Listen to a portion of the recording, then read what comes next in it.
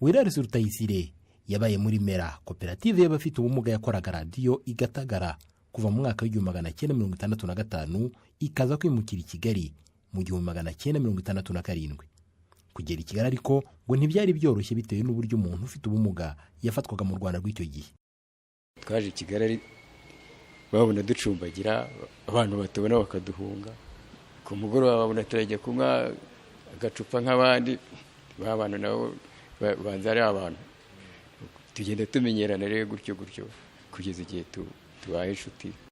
Nyuma yo kugera i Kigali, iyo koperative ngo yatangiye guteranya moto ndetse n'amagare. Mera ngo yari ifite ubushobozi bwo gukora radiyo hagati ya 50 na 60 ku munsi, kuko ari akazi katabagoraga. Gukora amaradiyo nabonye ari ibintu usibye wenda iki gihe iri terambere ryaje, ni ibintu byoroshye ko bazanaga shema buri muntu ko twakoraga parisheni, umuntu agashyiramo udupisi dutatu, radiyo ikaza kugera kwa nyuma yuzuye duhererekanye. Ubwo abandi bari mu gukora amakese, uwo ngo irangiye ugahereza kuri kese igafunga ikajya ijya kuri generateri bakayishyiramo imirongo. Nubwo bakoraga ariko ngo isoko ry'ibikorwa byabo ntibyari rigari bitewe n'uko ubushobozi bw'abaturage muri rusange nabwo bwari buto.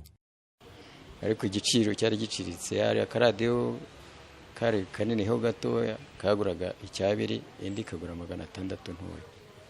Icyo gihe twacuruzaga ku mwero w'ikawa, pikipiki imwe yaguraga 45,000. Igare ryaguraga 12. Iriya Ndahimana wakoreye hafi ya Mera guhera mu 1971 yemeza ko ibikorwa by'iyi koperative byatumye imenyekana cyane hirya no hino mu Rwanda. Mera twabanye igihe kinini kugeza mu gihe cy'uko habaye jenoside yakorewe Abatutsi, ariko yari sosiyete ikomeye cyane, ikomeye izwi ku buryo yashoboraga gutanga amaradiyo hose mu Rwanda, ndetse igeze mu rwego rwo gutanga amateleviziyo, igakopa n'abakozi babo ba leta n'abamasosiyete. Usibye Mera, abafite ubumuga bari barahujwe na Padiri Frepondagijimana, bari bafite na koperative y'ubudozi Sokorwa, nanubu ikaba igikora uyu mwuga ku cyicaro cyayo i Gikondo mu mujyi wa Kigali. Uku gukorera hamwe ngo kwatumaga abafite ubumuga barushaho kwigirira icyizere. Byaradufashije cyane, cyari igitekerezo cy'umubyeyi wacu Padiri Frepo washishikarizaga abantu ko basobanukirwa neza ko n'abantu bafite ubumuga bashobora kugira icyo bakora bakiremamo icyizere. Iyo rero twabaga turi hamwe tugakora ibintu kandi tukabona bigenda n'abakiriya bakatwumva, umvaga ari ibintu byiza biguhishamo.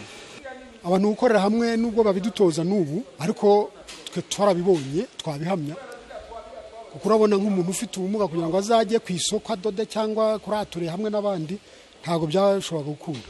Kwigirira icyizere ku bafite ubumuga ngo byatumaga bagaragara mu bikorwa bitandukanye birimo n'imyidagaduro hamwe n'abandi baturage, dore ko Mera yo yari inafite orchestre yitwaga Sora izwi mu ndirimbo nka Teta Ndebe n'izindi.